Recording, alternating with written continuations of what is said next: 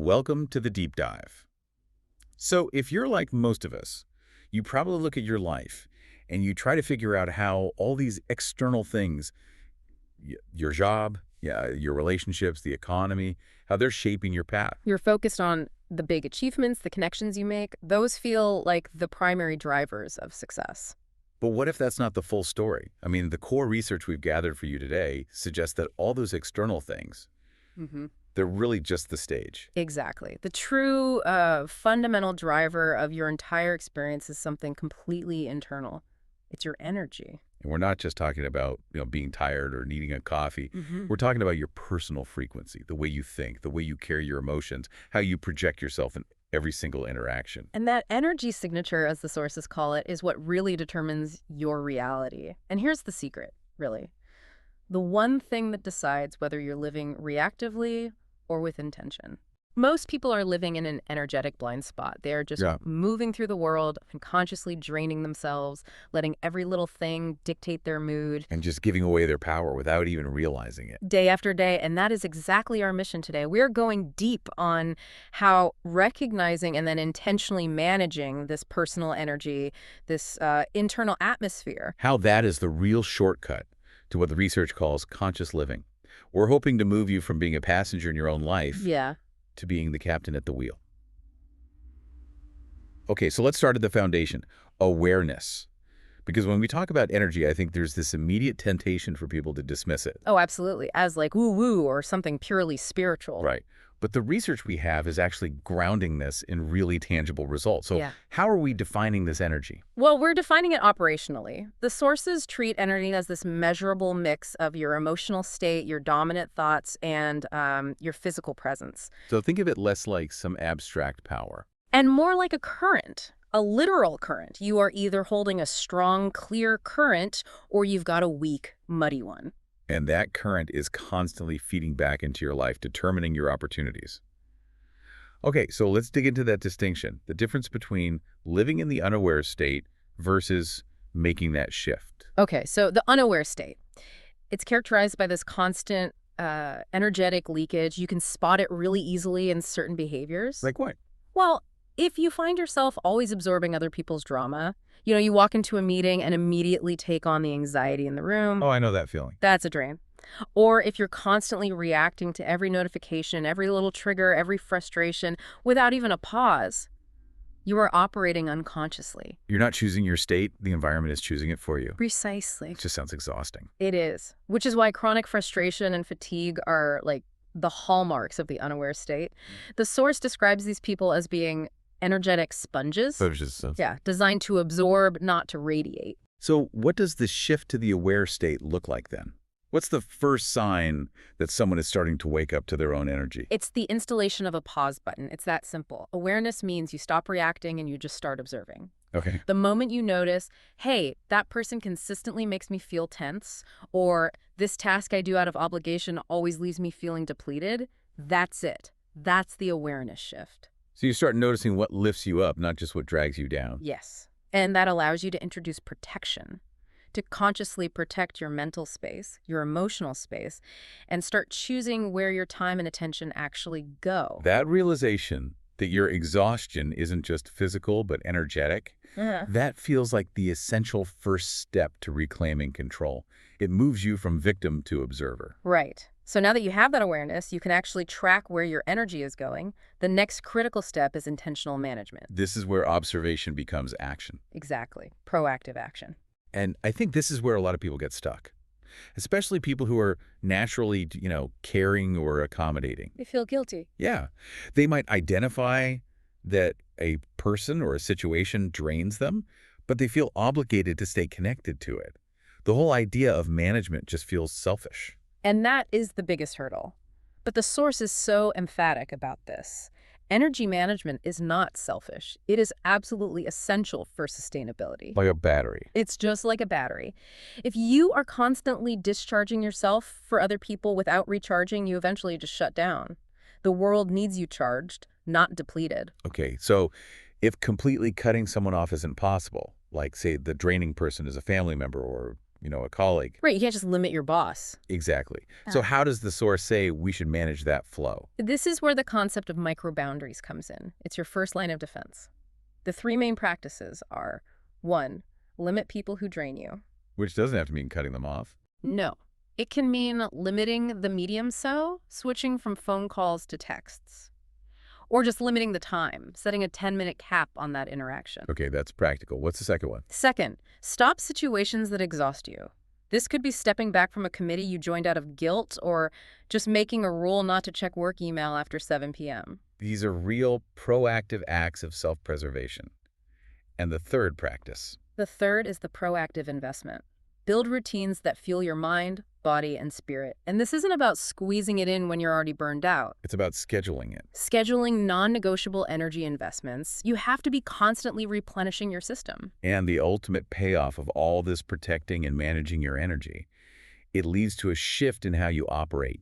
You trade in those chaotic, exhausting states for 3 really powerful outcomes. You're right. So when you stop reacting and start choosing, you stop operating from chaos and you start operating from clarity. And clarity is, What? like, less mental fog. Exactly. A measurable reduction in mental fog and decision fatigue. You know what you want and why you want it. Okay, so you move away from that constant reaction and you step into alignment. What does alignment actually look like day to day? Alignment just means there's almost no friction between your values and your actions. If you say you value health, you stop putting off exercise. If you value peace, you stop getting into petty online fights. Your internal state is actually supporting your actions. Yes. And finally, you escape that chronic state of stress and you replace it with peace. And that's the foundation for everything else. And all this intentional management brings us to the core formula for transformation, which is awareness plus energy management equals conscious living. It's the synthesis of the first 2 steps, but applied consistently. I like that metaphor of being the captain of a ship. The unaware state is the boat just adrift, getting hit by every wave. While the conscious living state means you're at the helm, constantly adjusting the rudder, setting the sails, based on your own internal navigation. That's spot on. And living consciously means you're always monitoring that feedback loop between your inner world and your outer reality. You start noticing, moment to moment. Things like, how does this anxious thought I'm having right now influence the quality of the email I'm about to send? Or how is my frustration actively shaping the outcome of this conversation? And that includes the subtle effects of your presence, right? Right. The sources say your energy doesn't just impact you, it's being transmitted to others. Oh, absolutely. I mean, think about walking into a room. You can instantly sense the mood, can't you? Of course. When you live consciously, you realize you're not just a receiver, you are a transmitter. You start modulating your own state because you understand how your internal peace, or your lack of it, affects everyone around you. And this is the power reclaimed. Mm. When you see those tangible connections, you stop living by default. You stop wandering through your schedule, your relationships, your goals. And here's the critical takeaway for you, the listener. Your life doesn't change because some amazing external opportunity just landed in your lap. Your life changes because you have fundamentally shifted your internal energetic relationship with yourself. And that internal shift is what creates the space for those opportunities to actually land. So how do we move this from a really interesting concept into an actual daily practice? The sources give us a really concise, actionable toolkit, 5 daily practices. Yeah, designed specifically to integrate all this into the fabric of your daily life. This is like the integration protocol. Okay, let's walk through them. Because the sources say consistency here is much more important than intensity. It really is. The first practice is check in with yourself. This is just a 60-second vibe check. And they suggest doing it a few times a day, right? Morning, noon, and night. At minimum. It's like taking your internal temperature. You just ask 3 questions. What am I feeling right now? What are the top thoughts in my mind? And what's the overall texture of my presence? Am I tense, expansive, muted? By doing that regularly, you can catch an energy drain before it becomes total burnout. Right. If you wait until the end of the day to check in, the damage is already done. Okay, practice number 2. This addresses those external pressures we were talking about. Protect your space. And this requires real actionable boundaries. This is where we go beyond just thinking nice thoughts. So what are some examples? Protection means turning off push notifications for news apps that trigger your anxiety. It means practicing saying no with specific language like, that doesn't align with my energy focus this week, but thank you for thinking of me. It even means physically stepping away from the person who's always complaining but never does anything about it. Exactly. If your space is toxic, your energy will be too. Number 3 is about mining data from discomfort. Observe triggers. We usually feel ashamed of being triggered, but this practice reframes them as valuable feedback. Absolutely. When something makes you disproportionately anxious or irritated, that's not a flaw, it's a spotlight. It's shining on an unresolved energetic weakness. So the goal isn't to suppress the trigger. No, not at all. The goal is to notice the specific mechanism that causes the reaction. Is it criticism? Lateness. Observe the physical response, the tight chest, the racing thoughts, and use that to understand what you really need. And then, of course, the critical replenishment stage. Fuel your energy. This isn't just optional downtime. No, it's an investment strategy. It needs to be scheduled like a business meeting.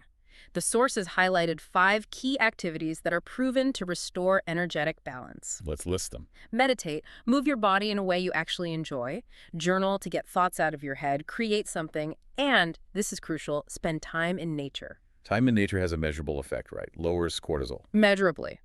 It shifts your nervous system out of fight or flight. These are the inputs that generate that clarity and alignment we talked about. And finally, the 5th practice. It brings the whole day to a close with intention. Reflect and reset. You can't carry today's energetic baggage into tomorrow. So before bed, you consciously do 2 things: gratitude and awareness. You ask 3 power questions. Which are? What fueled me today? What drained me today? And based on those 2 answers, what is one specific conscious thing I will do differently tomorrow to better protect my power? That little reflection loop turns awareness into wisdom. So this deep dive, it really shows us the ultimate payoff here.